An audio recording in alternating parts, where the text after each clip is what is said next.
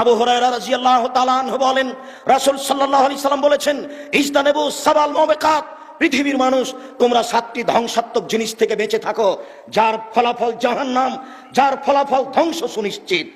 এক, আশিরকু বিল্লাহ, আল্লাহর সাথে শিরক করলে মানুষ ধ্বংস হবে, জাহান্নামে যাবে নিশ্চিত। অসেহরু, যদি মানুষ জাদু করে, জাদু শিখে, জাদু দেখে, তাহলে মানুষ মহাপাপী হবে, ধ্বংস হবে সুনিশ্চিত।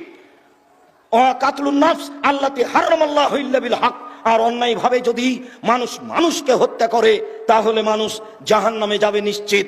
এরপরে আল্লাহ রাসূল বলেন, ওয়াকলুর রিবা, মানুষ যদি সুদ খায় তাহলে মানুষ ধ্বংস হবে নিশ্চিত।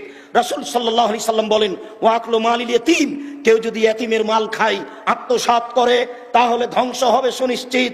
রাসূল সাল্লাল্লাহু আলাইহি সাল্লাম বলেন, আত-তাওয়াল্লি ইয়াউমুস সাহাফে, যুদ্ধের মাঠ থেকে যদি মানুষ পালিয়ে যায় তাহলে ধ্বংস হবে সুনিশ্চিত।